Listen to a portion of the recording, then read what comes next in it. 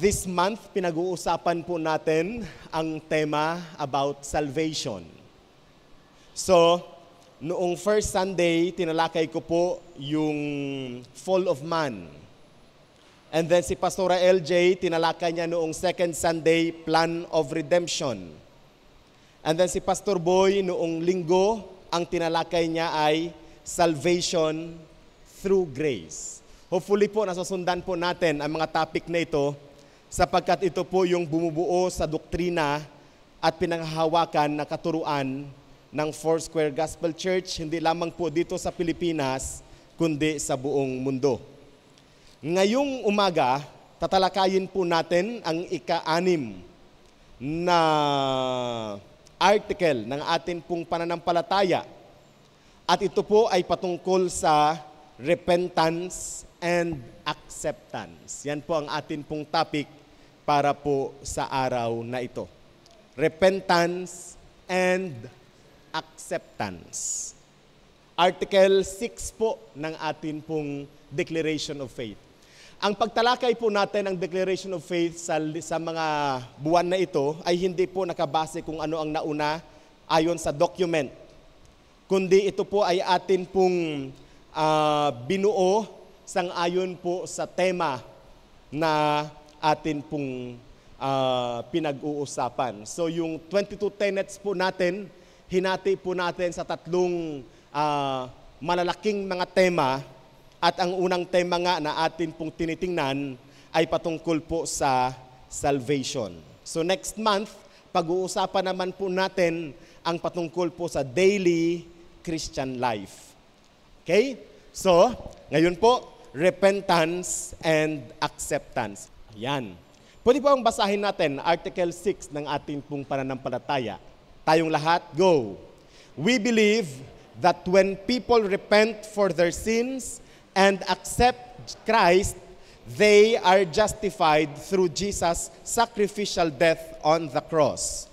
To repent means to be sorry for sin, but it is also means to turn away from a sinful lifestyle. Accepting Christ means believing in Him as the only Savior. To be justified means being declared not guilty in regard to sin. So yan po ang atin pong Declaration of Faith, Article 6. This is an abbreviated version of our Declaration of Faith. Kung sabihin, pinaikli po kasi sobrang haba noong nakasaad dito po sa Article 6 ng atin pong Declaration of Faith. Sa statement po na ito, makikita po natin na ang mga nagsisi mula sa kanilang mga kasalanan at ang mga tumanggap kay Hesukristo bilang kanilang Panginoon at tagapagligtas ay itinuturing na walang kasalanan, justified. Those who repented from their sins and accepted Jesus Christ are justified. Pwede bang sabi sa inyong katabi, justified ka, kapatid? Justified or justification is a legal term na gustong sabihin pag ikaw po ay nagkasala, ang sasabihin sa iyo ng judge ay not guilty. Not guilty. Kahit ikaw ay paratangan ng lahat ng mga paratang na pwedeng ibigay sa iyo, ang sasabihin sa iyo ng judge, you are not guilty. Now, bago po natin titingnan, kasi meron akong binigay na outline, pero may dinagdag ako dito.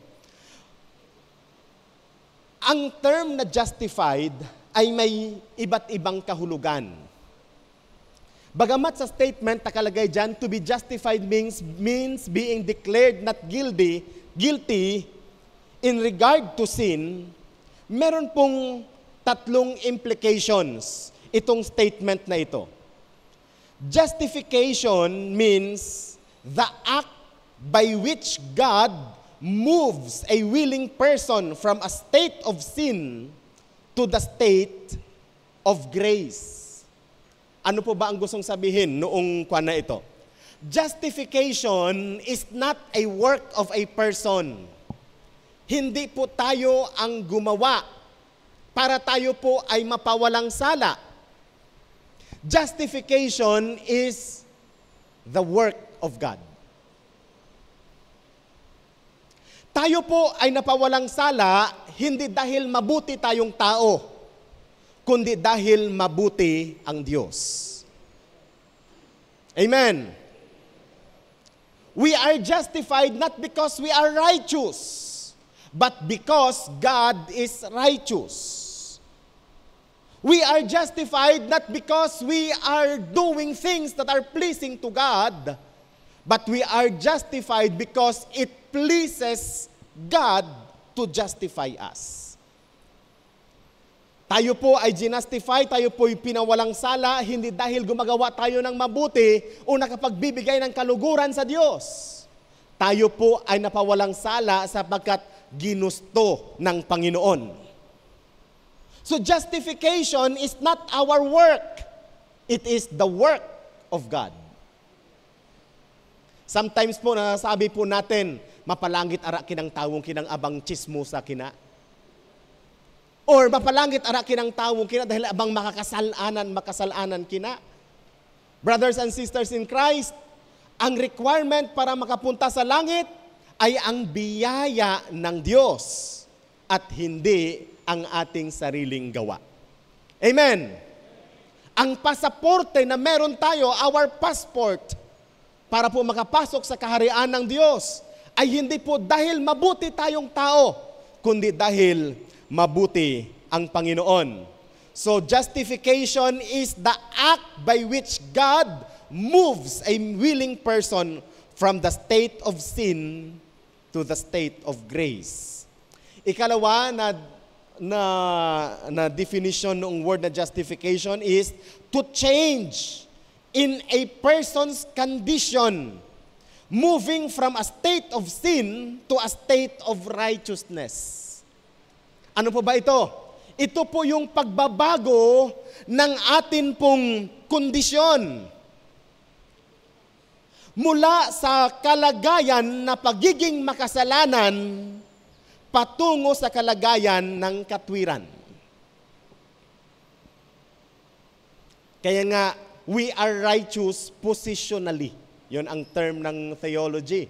We are righteous positionally. Bakit tayo righteous positionally?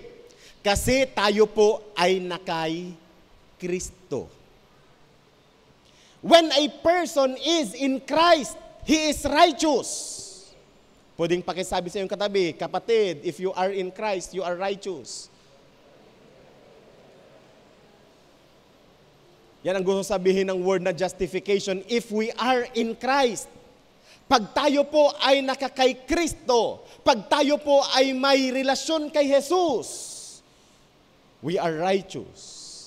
Our righteousness is not dependent on the nature that we have, but on the nature of our relationship in Christ. Hallelujah. So ang kondisyon natin, pag ikaw ay nakay Kristo, ikaw ay matuwid. Ang nakay Kristo ay matuwid. In Christ. Kaya parating sinasabi, for the saints in Christ, ang posisyon natin kay Kristo ang magdidetermine ng atin pong kondisyon. Are we in the state of sin or are we in the state of righteousness? Again, it is a positional righteousness kung saan ka nakalagay. Kaya napakahalaga sa ating mga puso, sa ating mga buhay, sa ating mga pagkatao, patuloy po natin na sinisiyasat, tayo ba ay nakakay Kristo o hindi? And then lastly, the act of acquittal, whereby God gives contrite sinners the status of the righteous. Ito po yung gawa ng Diyos na ina-acquit ka sa lahat ng iyong kasalanan. Lahat ng tao makasalanan. Amen. Kahit sinasabi nila, Brother Roger, na si Maria, ipinanganak na walang kasalanan, ang sabi ng Biblia, lahat ay nagkasala. Lahat ay nagkasala. At kung ating sinasabi na, Pastor, hindi po ako nagkasala, ang sabi ng Biblia, niluloko mo ang iyong sarili. Sapagkat lahat ay nagkasala. Lahat tayo ay makasalanan. Lahat tayo ay nagkasala. Lahat tayo ay nagkulang sa Panginoon. Amen. Minsan iniisip natin, hindi Pastor, mas makasalanan siya kaysa sa akin. Pero kung titingnan po natin ang lista ng mga kasalanan sa Biblia, pari-pareho lang pala ang level noon. Pari-pareho lang ang level. Kaya minsan we are trying to justify ourselves. Mas makasalanan siya kaysa sa akin. Pero ang katotohanan, lahat tayo ay makasalanan. So ano po ang ginawa ng ating Panginoon? He acquits us from our sins. Minsan iniisip po ng marami, kailangan kong lumuhod mula doon sa pinto ng simbahan papunta sa altar para mapatawad ng Diyos ang aking kasalanan. O sa isang buong taon, hindi ako maliligo para ako ay patawarin sa kasalanan. Meron doon sa amin, Brother Julius, hindi naligo ng isang taon. Kasi isip niya, pag hindi siya maligo, patawarin ng Diyos ang kanyang kasalanan. Meron pong mga tao na hindi nag-ahit ng mga buhok sa katawan for a period of time kasi iniisip nila, mapapatawad sila ng Diyos sa kanilang kasalanan. May mga tao po na, anong tawag dito? Ipinapako ang kalang mga sarili sa krus para iniisip nila mapapatawad ng Diyos ang kanilang kasalanan. O may mga tao po na ipinamimigay nila lahat ng kanilang kayamanan para mapatawad lamang ng Diyos ang kanilang kasalanan. May mga tao naman ang iniisip nila, magpakasimba ako, sisimba ako at sisimba para ako ay mapatawad sa aking kasalanan. Or ang iba naman sinasabi nila, ako ay maglilingkod sa Diyos para mapatawad ng Diyos ang aking kasalanan. Mga kapatid at mga minamahal sa ating Panginoon, walang ibang pwedeng gawin ang tao upang mapatawad ang kanyang kasalanan, maliban na siya po ay magsisi, magbalik loob, at saka tanggapin ang kaloob ng Diyos para sa ating lahat. So, what is repentance? Maraming mga definition ng word na repentance. Merong tinatawag tayo na metanoia. This is to change the course of action ng isang tao. Repentance, basic lang po ito na definition, is the change of mind that results in a change of action. Pwede yung pakisabi, a change of mind. Ang repentance pala, nagsisimula po sa pagbabago ng kaisipan. That's why the Bible is telling us na baguhin po natin ang ating kaisipan. We change the way we think. Not on the way the world thinks, but the way the kingdom of God is thinking. Kailangan po natin ang ating pong kaisipan mabago mula sa kaisipan ng mundo patungo po sa kaisipan na makalangit. Kaisipan na galing sa Panginoon. There is a change of mind. Ang kaisipan ng mundo sa pagbabago ay ganito. Pag ikaw ay umiiyak-iyak, if you are crying, nagrepent na yan, Sister Bing. Nag-iyak So, nagrepent. Or, ang isip po ng mundo, pag nagbago siya ng kanyang ginawa. Halimbawa, naninigarilyo siya noon, hindi na siya naninigarilyo ngayon, ay nagrepent na siya. That's how the world thinks. There is a reformation in your life. Or ang iba naman, na kaisipan ng repentance ay conversion. Ito, ikaw nga noon, tapos nagbago ngayon. merong repentance. Mga panlabas yun na ebidensya. However, the kingdom of God or the thoughts or the ways of the kingdom of God is not on the outside manifestation, but it is more on the inside. Kung meron pong transformation sa buhay ng isang tao, sa loob, unti-unti po yang lumalabas at nagmamanifest. Kasi Sister Bing, kung ang repentance natin ay panlabas lang, pag walang nakakakita sa iyo, gagawin mo pa rin yun. Walang nakakakita eh. Tama yan, Brother Roger, no? Basta walang nakakakita, ay okay lang. Halimbawa, pag merong mga gathering, isang bahay lang kayo, magpaka-pray ka, Sister Bing, ng 3:00 ng madaling araw. Magpaka-ngul-ngul ka hagto. Pati yung mga katabi mo, nagising na lang tuloy dahil nagpaka-iyak-iyak ka.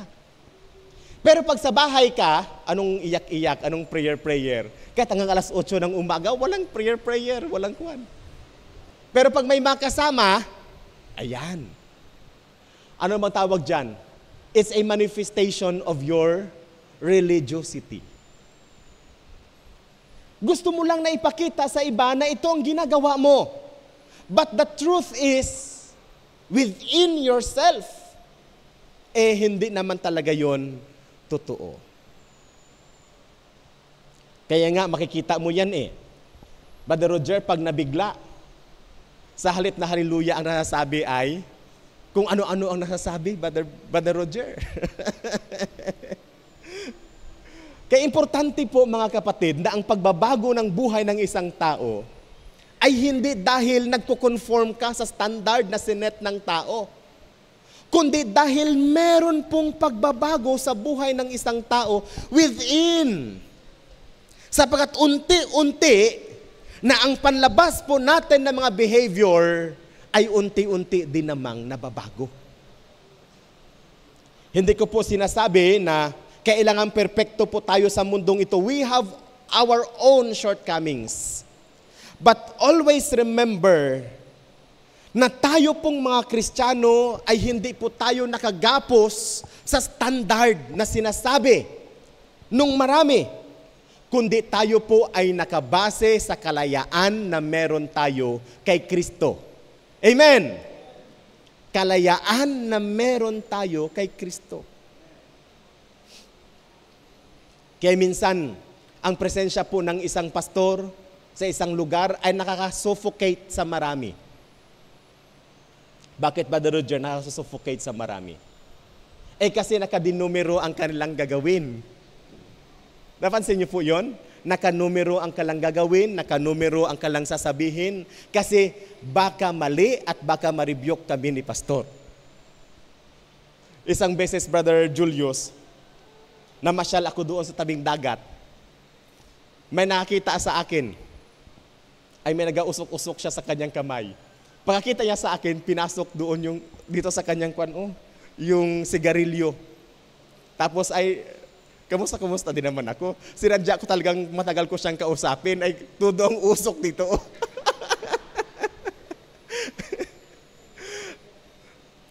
Praise God. Naniniwala tayo na bawat isa sa atin ay unti-unting binabago ng Panginoon from glory to glory. Amen. Unti-unti na tayo po'y binabago ng ating Panginoon. So what are truths? Some truths about biblical repentance. Tingnan po natin. Una, repentance is not a work we do to earn salvation. Yan po ang una, no? Repentance is not a work we do to earn salvation. Ang repentance po ay hindi po ginagawa natin para tayo ay maligtas. In fact, repentance is an act of God sa atin. Ang pagsisisi natin sa ating mga kasalanan, gawa din pala ng Diyos sa ating mga buhay. kaloob din pala ng Diyos sa ating buhay. John chapter 6 verse 44, pakibasa po. John chapter 6 verse 44. Ano ang sabi ng salita ng Diyos? No one comes to me unless the Father who sent me draws him, and I will raise him up at the last day. Ano ang sabi ng ating Panginoon? Anong sinabi ng ating Panginoong Jesus dito po sa bersikulong ito? John chapter 6 verse 44, walang lumalapit sa akin hanggat hindi siya dadalhin ng Ama sa akin. Nung araw na makilala natin ang ating Panginoon, hindi po tayo ang lumapit sa Diyos. Tayo po ay dinala ng Diyos patungo sa Kanya. Ang biyaya ng ating Panginoon, ang siyang nagdala sa atin patungo sa Kanya. Kanina, pinapanood ko yung isang video patungkol sa tithes. Sabi niya na ang tithing daw ay tawag dito, nasa law at hindi nasa grace. Pinapanood ko lang yung video. But they missed a point. Kasi sinabi niya na marami daw sa mga nagtuturo ng tithing ay nagsisimula hindi sa biyaya ng Diyos, kundi sa puot ng Diyos. Ang binabasa nila, pag hindi ka daw mag-tithe, ay parurusahan ka ng Diyos, maging yung apo mo, hanggang yung kaapu-apuhan mo, and so on and so forth. Kaya maraming mga tao ang nagbibigay ng tithe out of their fear than out of their love. Dapat po nating maintindihan ang doktrina natin sa pagbibigay ng ating ikapo. Sapagkat ang katotohanan, tayo po ay nagbibigay ng ikapo dahil mahal natin ang Diyos. Amen. Yun ang dapat maging basihan natin. Kaya sa ating iglesia, hindi po tayo nagko-collect ng ating tithes and offering. Doon po natin, voluntary po natin na hinuhulog ang ating tithes and offering sa ating mga offering boxes. Kasi ang isang tao na umiibig sa Diyos, ginagawa niya ang kanyang expression ng pag-ibig sa Diyos. Ang isang taong umiibig sa Diyos, hindi niya kailangan na siya ay paalalahanan upang gawin niya ang nararapat gawin sa Panginoon. Halimbawa, pag ikaw ay may karelasyon, Brother Roger, at sasabihin ng iyong asawa, honey, birthday ko ngayon, bigyan mo ako ng regalo.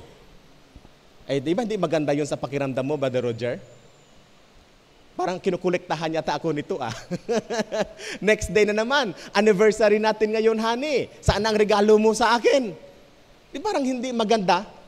Kasi kung ikaw talaga, Brother Roger, ay totoong umiibig sa iyong asawa, voluntaryo mo yung gagawin. At hindi mo kailangang kolektahan.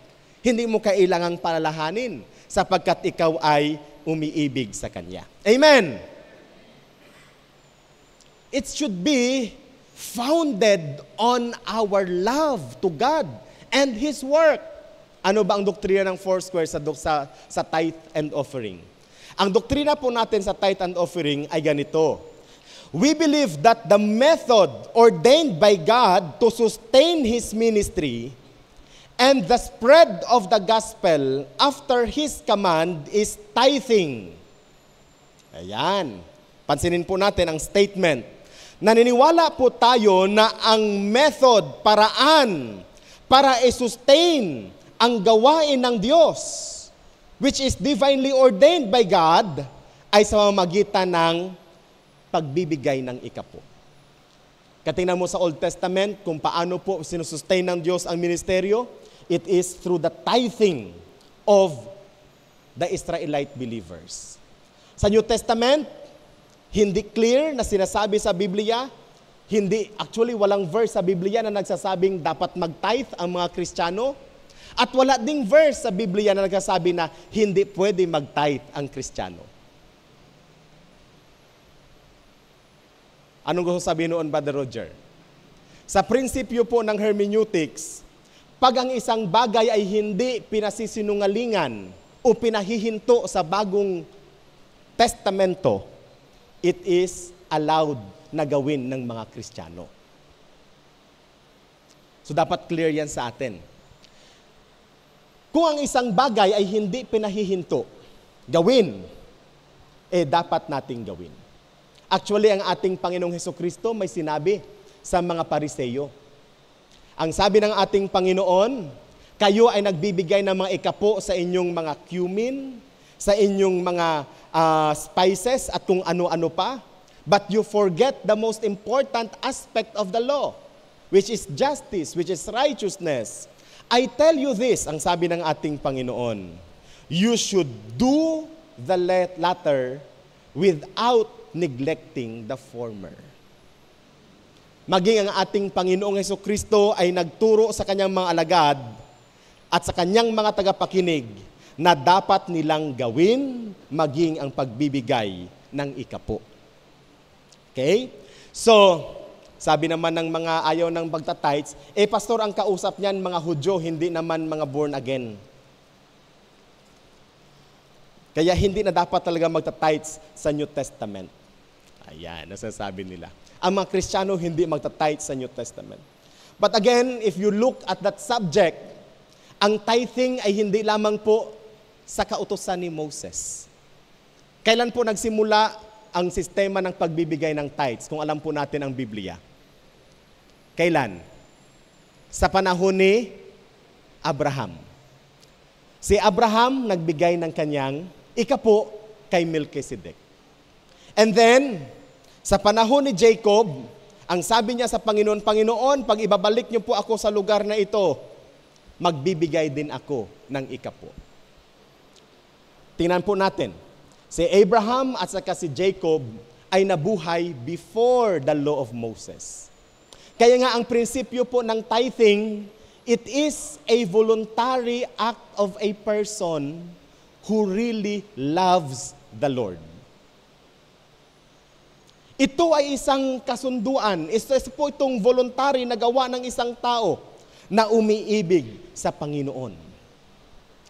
So, as we continue discussing this matter, ang nangyayari naman po kasi marami pong mga tao ngayon na sinasabing pag hindi ka magta-tithe, pupunta ka sa impyerno.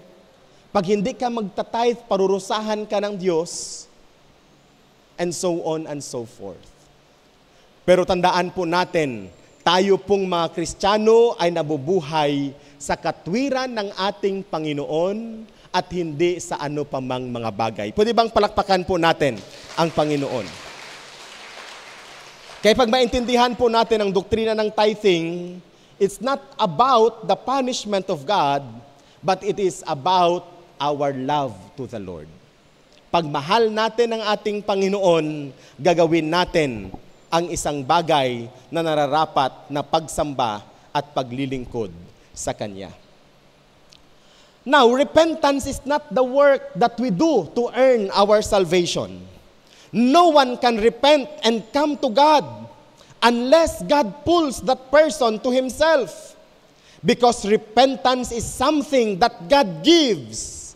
It is only possible because of His grace. Tayo po ay humihingi ng tawad, tayo po ay nagsisisi sa ating mga kasalanan dahil po sa biyaya ng ating Panginoon. Ikalawa, while repentance is not a work that earns salvation, repentance unto salvation does result in works. Ano ba ang gustong sabihin nito? Ang repentance ay hindi po magbubunga ng kaligtasan. Ngunit sa atin pong pagsisisi, tayo po ay nakapagbubunga ng mabuting gawa. Ang isang taong totoong nagsisisi, nagbabago ang kanyang buhay. Amen! Ang isang taong totoong nagsisisi, merong pagbabago sa kanyang buhay. It is impossible to truly change our mind without changing our actions. Imposible po na nagbago ang iyong kaisipan, pero patuloy ka pa rin sa iyong ginagawa. Actually, sa Biblia, repentance result in a change in behavior. Tingnan po si Pablo. Noong kanyang ma-encounter ang ating Panginoon at napagsisihan niya ang kanya pong mga kasalanan sa pag-persecute ng mga Kristiyano, ano pong nangyari kay Pablo? Hindi lamang siya naging Kristiyano at tagasunod ni Jesus. Siya mismo yung nagtaguyod ng pananampalataya ni Jesus. Siya ang nagpalaganap ng Ebanghelyo maging sa mga hintil, kagaya po natin. Matthew chapter 3 verse 8, pakibasa po.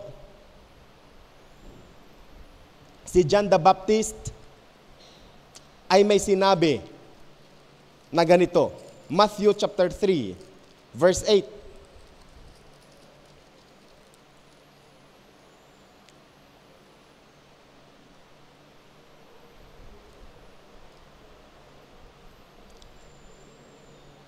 Ano ang sabi? Matthew 3:8. Therefore, bear fruits worthy of repentance. Bear fruits worthy of repentance. Sa ibang translation, produce fruit in keeping with repentance. Di ba, Sister Bing, nakakainis naman yung isang tao na nagsasabing humingi ako ng tawad sa iyo, ay hindi ko na gagawin ito, ayaw ko na ito gawin, tapos kinabukasan ulit, doon pa rin siya.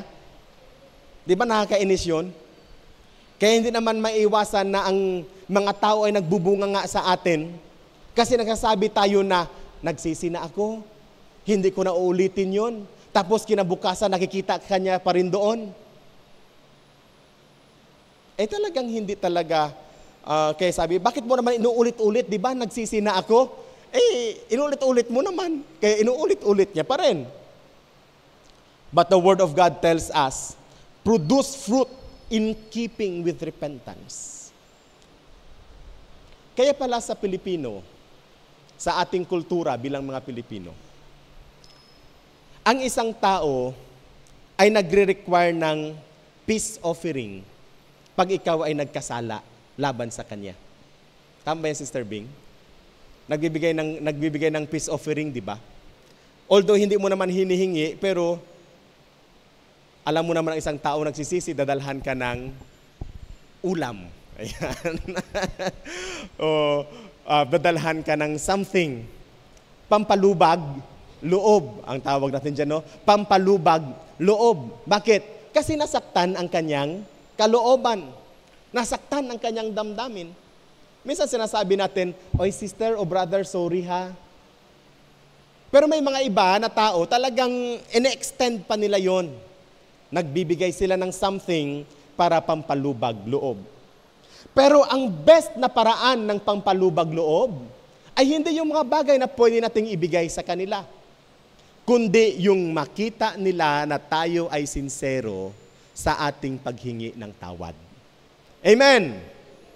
Nakikita nila ang sinseridad ng ating paghingi ng kapatawaran. Merong pagbabago sa ating buhay. Kaya bagamat mga kapatid at mga minamahal sa ating Panginoon, na pag tayo po'y humingi ng tawad sa ating Panginoong Diyos, tayo po'y pinapatawad ng ating Panginoon, importante din na tayo po'y unti-unti na nababago ang ating buhay. Kasi meron palang 3 stages, Sister Helen, ng kaligtasan. Una, yung word na justification. Kanina, pinag-usapan natin yung justified. Gustong sabihin, sinabi ng Diyos, wala ka ng kasalanan. Pero ang ikalawang stage ng salvation, yung tinatawag natin na sanctification. Justification is the work of the Father through His Son. Sanctification is the work of the Holy Spirit.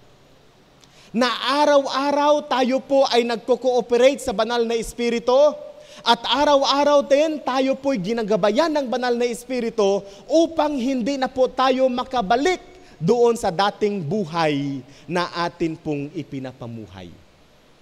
Amen! Ang banal na Espiritu ang siyang nag-guide sa atin. Ang banal na Espiritu ang siyang nagpapaalaala sa atin. Ang banal na Espiritu ang siyang nagtuturo sa atin. Ang banal na Espiritu ang siyang nagpapalakas sa atin. Sa times na parang gustong-gusto na po nating bumigay at bumalik sa dati nating buhay, ang banal na Espiritu ang magpapalakas sa atin. Sa mga panahon na ang pakiramdam po natin parang lahat na lang ay wala ka nang pwedeng gawin maliban sa mag-revert sa dati mong pamumuhay. Balikan yung dati mong paraan ng pamumuhay. Balikan yung dating paraan mo ng pananalita. Balikan yung dating paraan mo ng pag-iisip. Ang banal na Espiritu ang magre-rebuke sa atin. Ang banal na Espiritu ang mag-i-instruct sa atin. Ang banal na Espiritu ang siyang patuloy pong mag-iingat sa atin upang hindi po tayo makabalik doon sa buhay na hindi karapat-dapat sa pamantayan ng ating Panginoon. Ang tawag dyan ay sanctification. Sa moment na parang kinakalanti ka ng iyong kapitbahay at gustong-gusto mo na ring sumabog at gustong-gusto mo na ring magsaboy ng asin, ang banal na Espiritu ang magpapaalaala sa iyo. Amen! Sa panahon na parang gustong-gusto mo na mang-away, makipagrambulan, ang banal na Espiritu ang magpapaalaala sa atin. Sa panahon na parang nais na po natin mag-give up doon sa mga panunukso sa atin ng ating mga kabarkada, ang banal na Espiritu ang magpapaalaala sa atin. Produce fruit in keeping with repentance. But this changes is being brought by the Holy Spirit, influenced by the Holy Spirit, and guided by the Holy Spirit. Kaya napakahalaga po sa isang Kristiyano na patuloy siya nagbabasa ng salita ng Diyos, nag-aaral ng salita ng Diyos, sapagkat yan ang gagamitin ng banal na Espiritu upang tayo'y turuan at upang tayo'y dalhin sa buhay na dapat po nating ipamuhay. Why do we need to accept the Lord Jesus Christ? O bakit kailangan pong tanggapin ng mga tao ang ating Panginoong Jesus? Una, we always remember that Jesus Christ is the foundation of our faith. In Hebrews chapter 12, verses 2 to 3. Please open with you yung scripture. Hebrews chapter 12, verses 2 to 3. Ano ang sabi ng salita ng Diyos?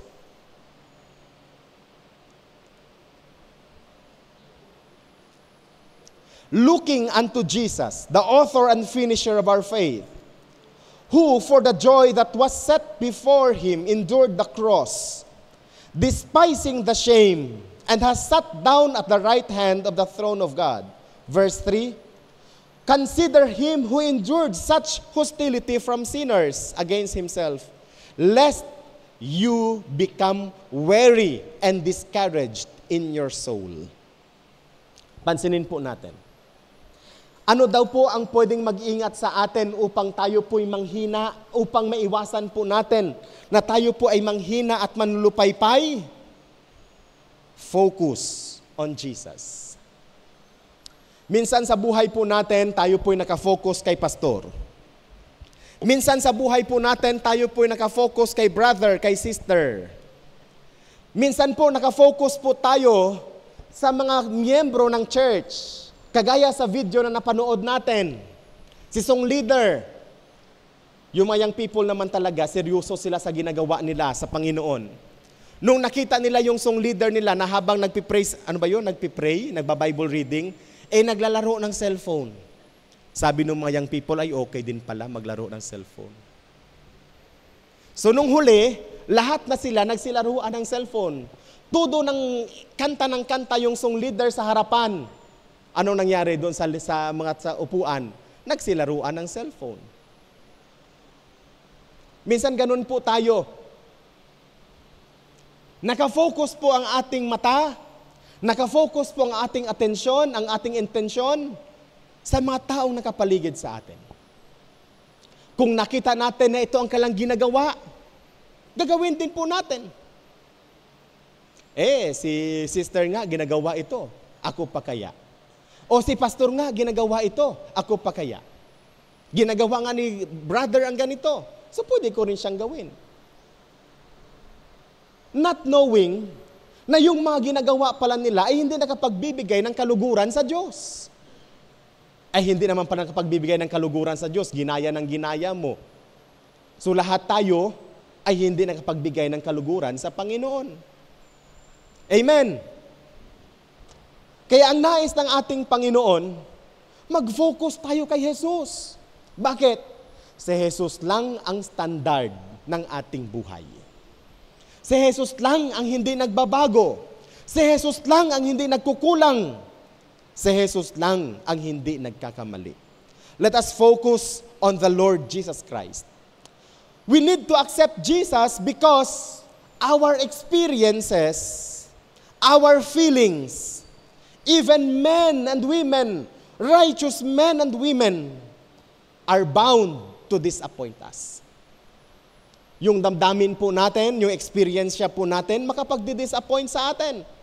Marami pong mga tao pumunta, tumanggap sa Panginoong Jesus, hindi dahil kung sino si Jesus, kundi dahil masaya doon sa grupong yon. Noong hindi na masaya, unti-unti nang nawala. Noong nawala na si ganito, nawala na rin ang lahat. Bakit? Kasi nakafocus pala ang kanilang pananampalataya hindi sa Panginoong Hesukristo, kundi sa taong iyon.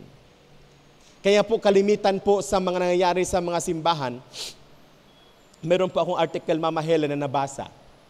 Kung bakit ang mga simbahan ay hindi daw dumutuloy-tuloy sa paglago. Kasi may mga simbahan na after 5 years, after 3 years, after 4 years, pinapalitan yung pastor. So ano pong nangyari pag napalitan yung pastor?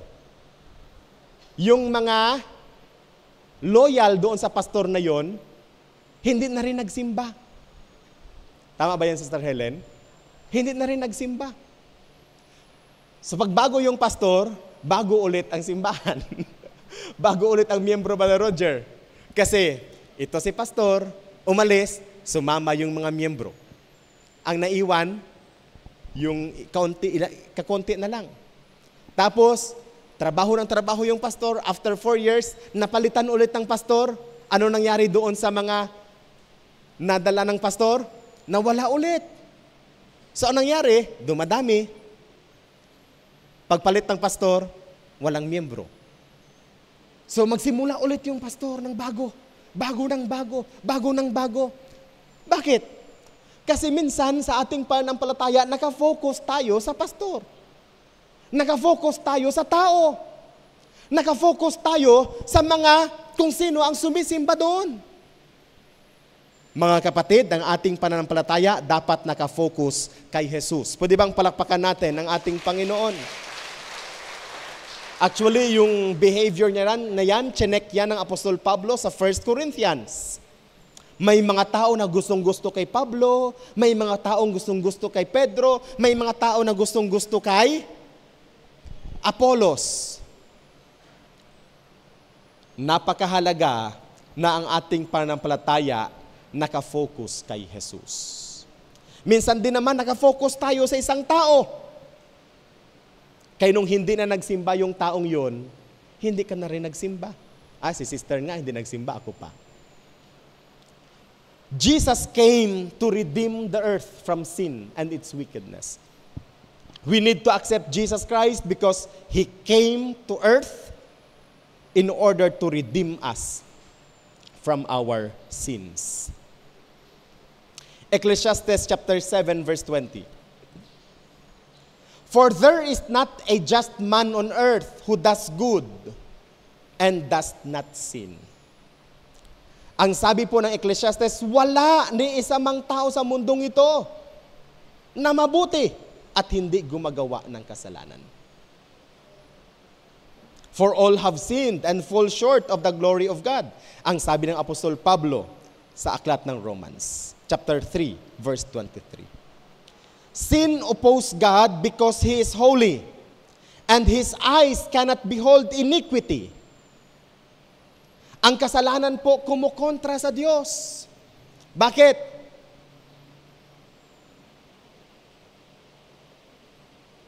Sapagkat ang Diyos ay banal at hindi niya kaya na itolerate ang kasamaan.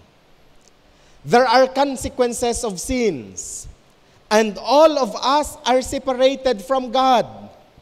Kaya nga ang konsekwensya po ng kasalanan, guilt, loneliness, and of course, death. At ito po ang nararanasan ng marami sa tao sa mundong ito. Napakaraming mga tao na bagamat marami na po silang na-achieve sa buhay, they are lonely. Malungkot sila. Marami pong mga tao na halos na sa kanya na ang lahat, pero pakiramdam niya, siya po ay nag-iisa. Why? Because malayo siya sa ating Panginoon. Ikalawa, bakit kailangan natin i-accept si Jesus Christ? Because Jesus came not only to redeem us from our sins, but to reconcile us to God. Tayo po ay kalaban ng Diyos. Tayo po ay kaaway ng Diyos. Ngunit si Jesus lamang ang may kakayahan upang tayo po'y ipagkasundo sa Diyos. Ikatlo, si Jesus po ay pumunta to deliver us from darkness into His marvelous light. Hindi lamang na upang tayo po ay bilhin sa ating mga kasalanan, at hindi lamang po na tayo po ay ipagkasundo sa Diyos, kundi si Jesus din ay pumunta sa mundong ito upang iligtas tayo sa kadiliman at dalhin sa kanyang kaliwanagan. And then lastly, Jesus came to give us abundant life. Ang kaaway pumunta dito upang bigyan tayo ng kamatayan, upang tayo po'y nakawin, upang tayo po'y saktan. Ngunit si Jesus ay pumunta upang bigyan tayo ng buhay na walang hanggan. So these are the reasons why do we need to accept Jesus Christ as our Lord and Savior.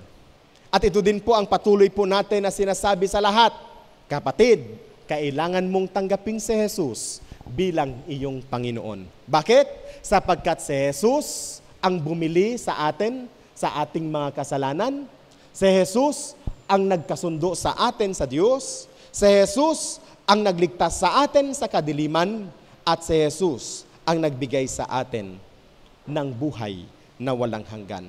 Sa Romans chapter 10, verse 9, pwede po bang sabay-sabay nating basahin itong salitang ito ng ating Panginoon?